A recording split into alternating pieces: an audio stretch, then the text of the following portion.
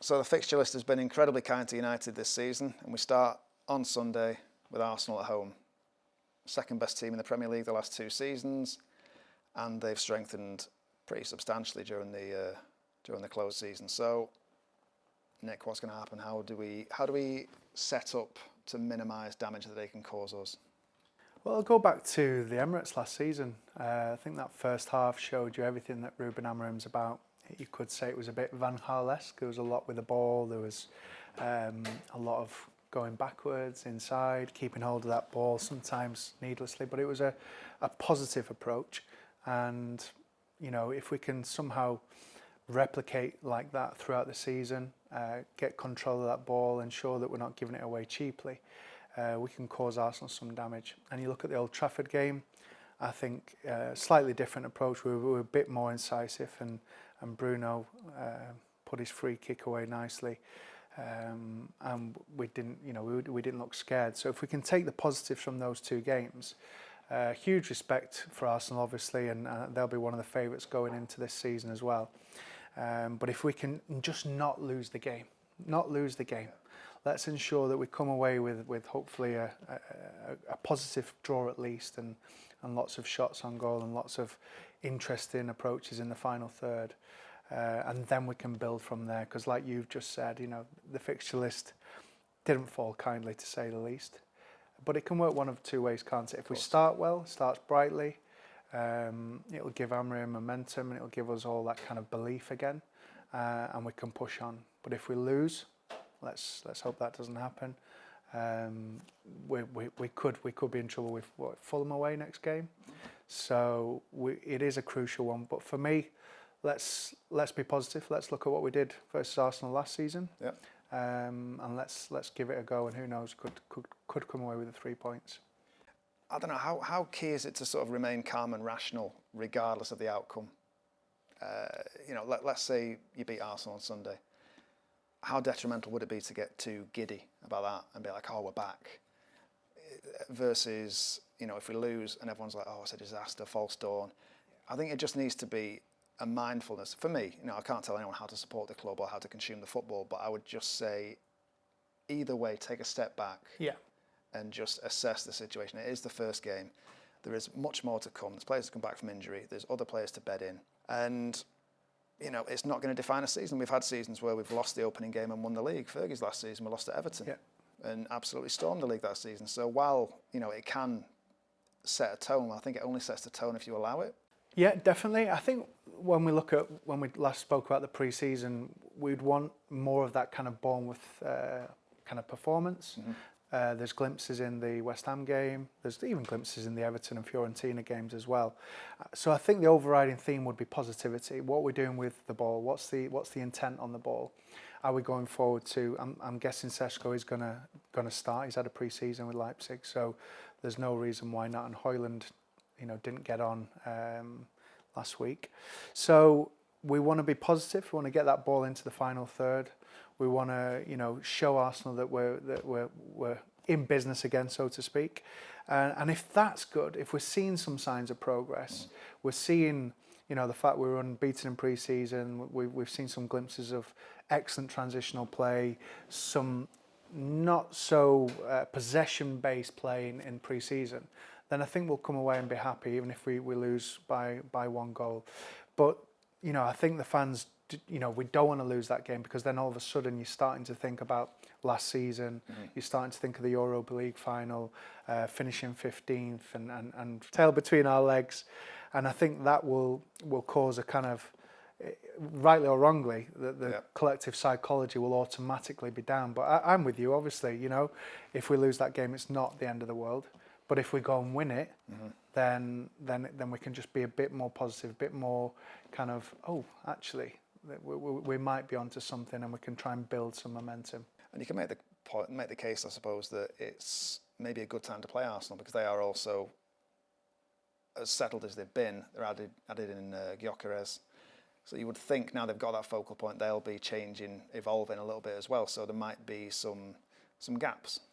Yeah, I mean, yeah, you've said there, Gyökeres, who I believe has not started so well in pre-season, although I know he scored just last week. You've got Zubamendi, who's in there to orchestrate things, who is brand new to the Premier League. How long will he take to adapt? So there are things there where we can capitalise. Ruben hinted, didn't he, in his post-match after Fiorentina that he's got some ideas about how to approach the game. So he'll be knowing what he wants to do. If you take the Fiorentina game and you look at Casemiro's and Fernandez's work in the pockets and coming out wide, supporting the wing back, and then using that kind of whipped inside ball to the forwards, that seems to be something that's being worked on. That seems to be a bit of a direct approach, and then the team coming up pretty quick, supporting that kind of the 9 and 10s. That might be something we're working on. Now Casemiro's always done that, funnily enough. He's been quite a vertical player.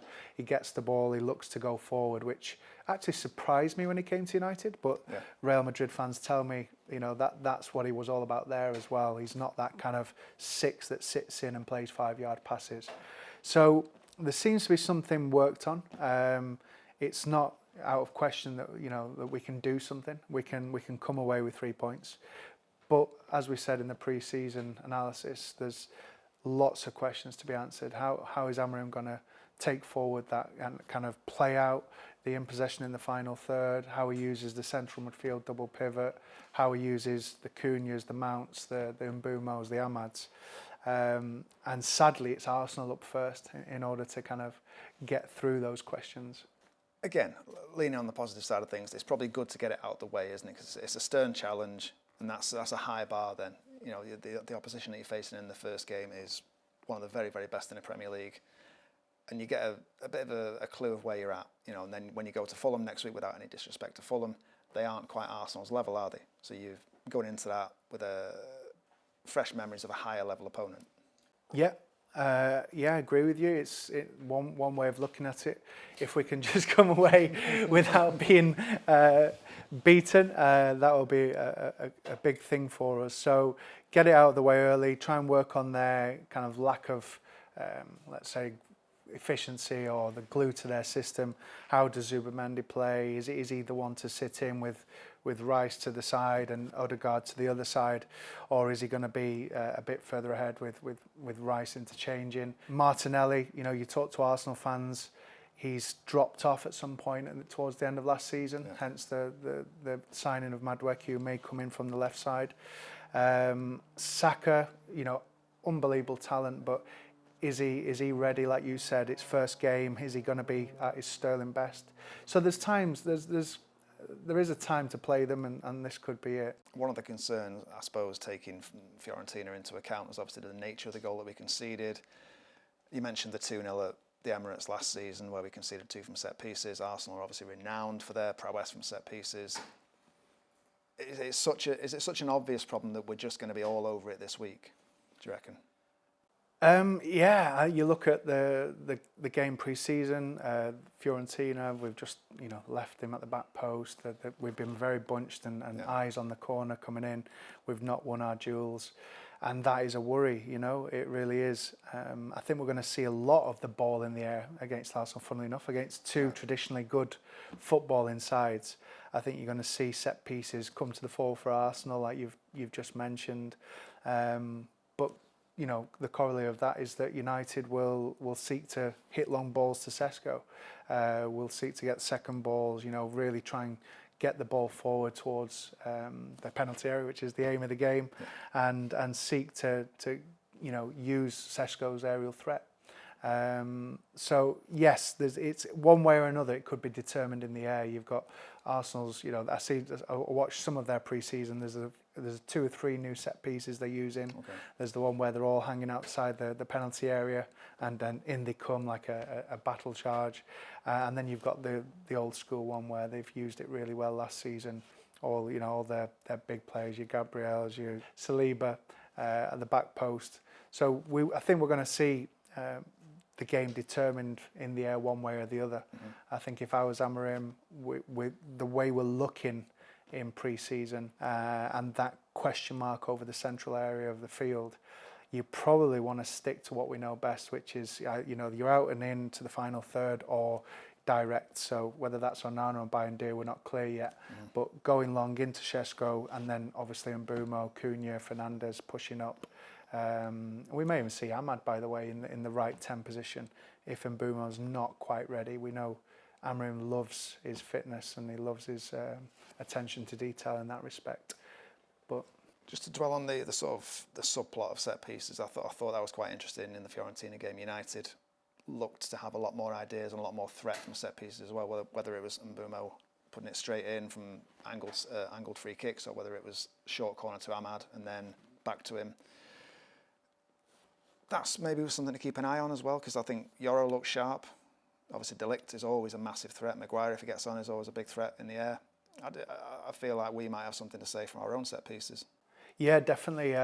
You've seen that there with Mbeumo straight away. He offers that quality with his left foot. Yeah.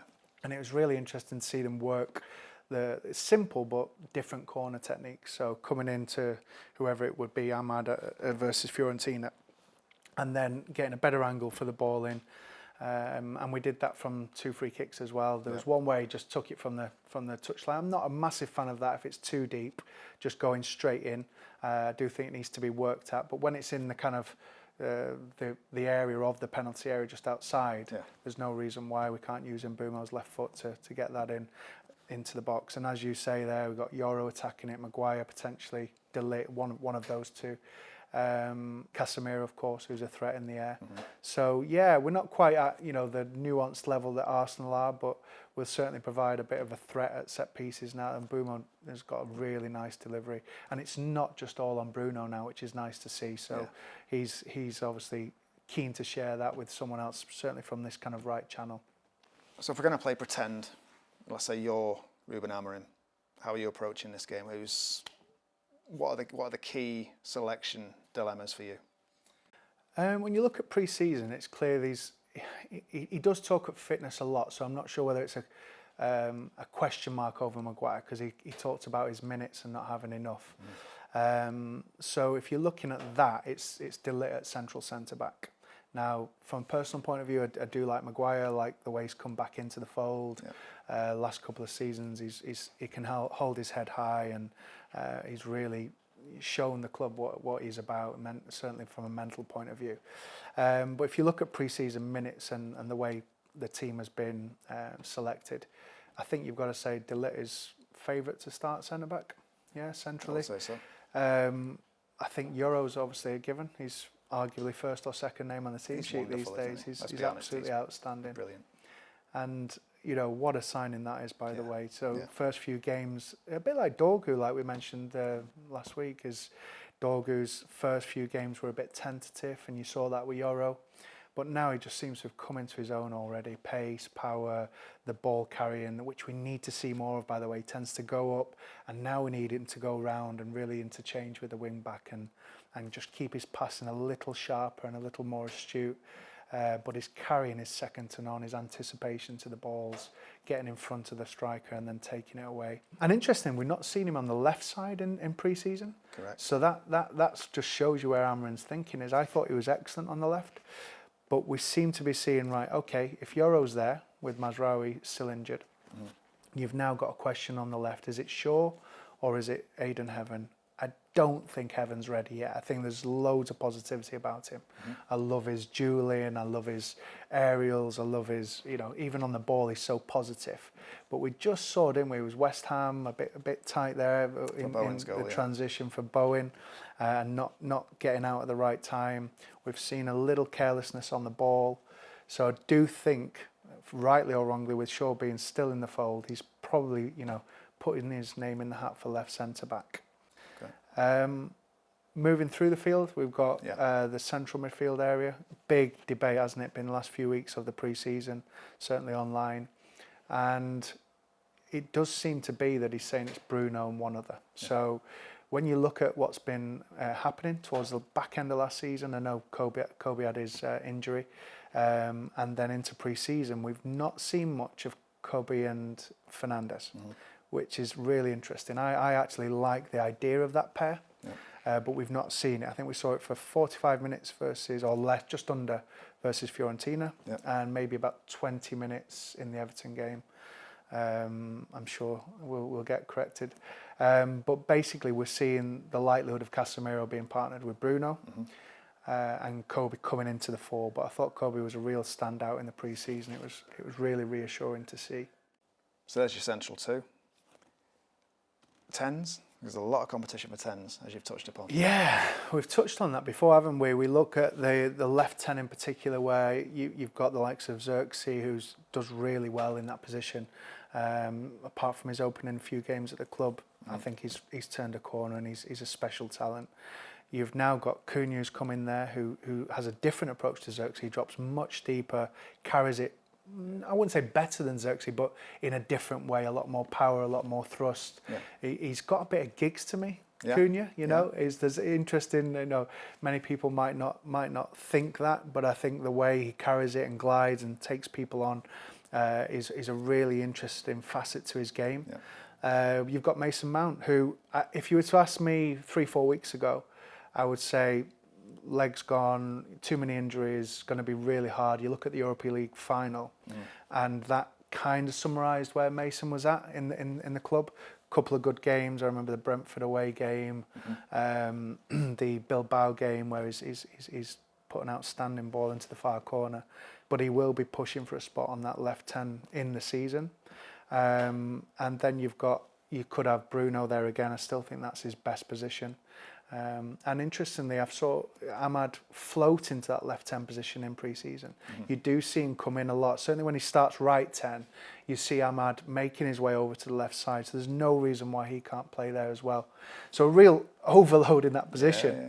But I suspect if you were asking me, and you asked the majority of United fans, you'd say that's going to be Cunha's position come Sunday. Would you expect Ahmad at wing back? Great question. If you were to ask me halfway through the season, you'd say yes. But for Arsenal, are you really going to do that? He's certainly shown that in at least 3 of the 5 games in terms of starting in the pre-season. But you also have Dalot there, and he's started 2, and he's also started on the left side in pre-season.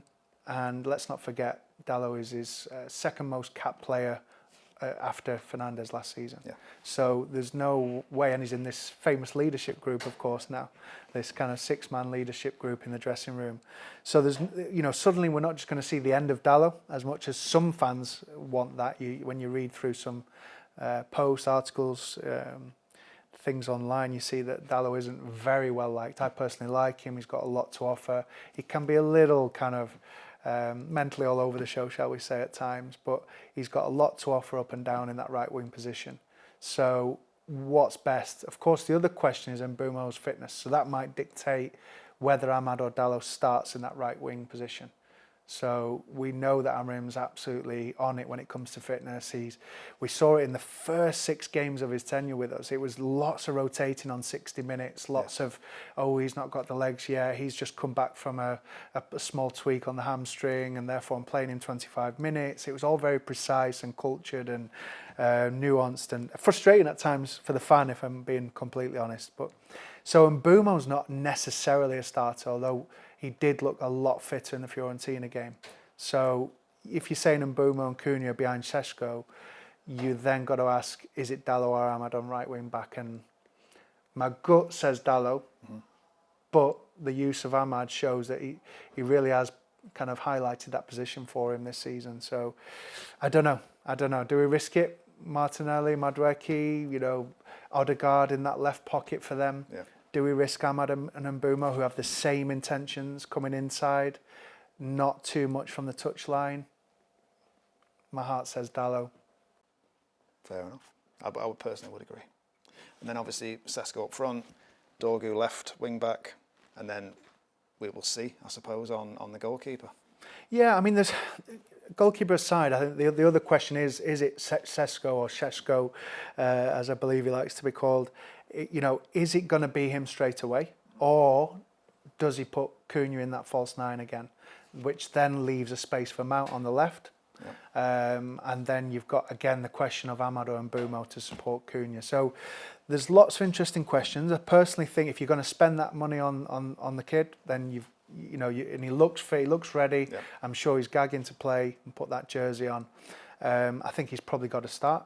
especially because it is Arsenal, and especially because they've got Saliba there, who's, for me, the best defender in the Premier League, the best centre-back. Yes, better than Van Dijk. And I think you've got to put Sesko in there. What's the saying? You've put all your eggs in one basket, in the sense you spoke to Rasmus and said, you're not going to be getting the game time you want from this season. You've spent this money. I think he's got to start. But there is definitely a question as to whether Mount's pre-season form has really pushed Amorim's thinking and said, right, does he come in, because he's offering that lovely link-up play with the central midfield areas. He's putting balls into the box. And Cunha, yes, he's not ideal at 9, but he's played there a lot in his career. Certainly did a stint there at Atletico. And it will allow us to keep the ball in the final third and then go and support him with, your Bruno and Cast. For my money, you start Sesko and you harness the crowd, you harness the buzz, and you just try and start front foot and just pin them back early on, just make a bit of a statement and make them think and react rather than just being too passive. Because that's one of my big takeaways from this pre-season has been the proactivity, has been the greater intent and purpose, and it feels more like a United team again to watch. 100%, and I think Arsenal will go into the game having too much confidence in a way. Yeah. They've got their kind of, high-level playmaker now sitting deep in Zubimendi, who we saw at Old Trafford last season. That may allow Rice to have a bit more kind of false confidence. You'll see him pushing up a lot. You'll see him supporting Gyökeres or Havertz, probably Gyökeres. And then you've got Odegaard as well. We know he goes left to right horizontally, but he mainly stays in that left to right pocket. And it may give them that kind of idea, that false confidence that they're just going to go and tear us apart, So what does that mean for us? Well, let's make sure once they come at us that we play out correctly, that we play in the right transition. I personally think a quick transition versus Arsenal will be more suited to us than the typical Amorim approach. So a bit more direct, getting Euro on the ball, getting it into Sesko, and then getting Cunha and Mbeumo picking up those pieces. And then having a bit more sustained pressure as well. If we can get into the area just a little bit more. Yeah. You look at the stat last season with, I think Rasmus was 174th from 175 forward players in the top 5 leagues across Europe in having shots from inside the penalty area. Certainly that was around March time this year. So if we can just sort that out, be a bit more direct, get it into the penalty area. It sounds obvious, doesn't it? But that's what football's about. Well, that's it. Obviously he didn't. Rasmus there wasn't obviously getting the shots away, but he wasn't getting a huge amount of service either, was he? Because it was symptomatic of it not being a functional unit, and that's what I think we've, at least in part, addressed this pre-season. If you go back to all the greats, Keane, Scholes, whoever, they were the best because they were sort of devastatingly functional. Mm-hmm. Everything had a purpose. There was no great word. It's what it was. They did their job brilliantly because they focused on their role within the team, and the collective functioned. And you look at all the negativity swirling around virtually every player last season. I would posit that's at least in part because they were in a dysfunctional unit. None of them had an opportunity to really step up and shine because it was just a mess all over the place. Yeah, you had inexperienced players in vital positions and from back to front, not just with Højlund and as you say, Højlund didn't get the service at times. There are question marks around some of his runs, his anticipation of balls in. But you're right, if Garnacho had it, you didn't know whether he was going left outside the right back or inside to shoot, and that did confuse Sancho. I think best not even to talk about him. I don't think he ever had that run of games where we were confident he was going to replicate his Dortmund form. Anthony. There's this kind of revisionism with Anthony that, this Betis stint has shown that he's such a wonderful player. There's a player in there, he's, Brazilian international, but for us, he just didn't do it. Simple as that. One of the worst signings we've ever had in modern times, but I wish him well, but he was inconsistent coming in from the right side, and he didn't know whether to, he tracked back, bless him, but then he wasn't in the right position when we were going forwards, and when he did get it, it was just that kind of one-trick approach. So yeah, I totally agree with you. There's been a lot of inexperience in both defensive and attacking positions, and that led to the horror show of 15th and that Europa League final. Let's not dwell on that. We don't ever need to go back to that game again. Just frightening. I still have nightmares. Yeah, but this isn't the Galacticos. It's not 2009 to 11 Barcelona. It is Arsenal, who finished second 2 years in a row. They're there to be exploited like every team in the Premier League. There's no unbeatable teams. How do you go about overcoming them? I think we alluded to earlier, just getting at them, right? So the positive from specifically the Bournemouth game pre-season was everyone was on it from the start. It was all 100 miles an hour, but in the right way. The ball was moved with pace. We were getting forward. When the central midfield had it, it was positive intent. It was, hit the 9s, hit the 10s. If we can do that, even if it means going a bit longer with the pass, being a bit more direct, ideally into Šeško if he starts, there's no reason why we can't put them on the back foot. Yeah. And then the other obvious thing is that they're going to have a lot of possession. They're going to come at us. They're going to use Martinelli and Saka, in that slick Arteta way to give him his credit.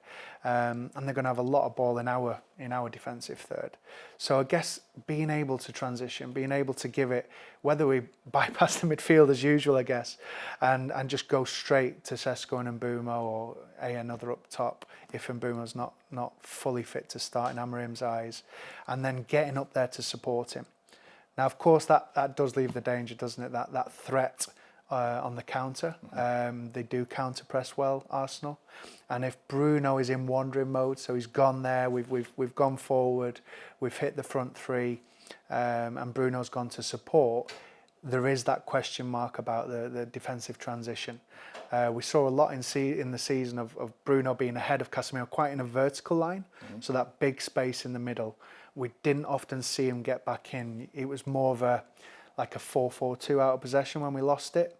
Bruno was kind of to the left side of that. So that's one area of concern in terms of if Arsenal get it and they're going to counter press anything we do positive with the ball, we're going to have to make that middle solid. You've got Rice, Odegaard, Zubimendi, who are really confident on the ball and really, will look to bring in Saka and Martinelli at the right time. So that's a key kind of question for me. How do we play that?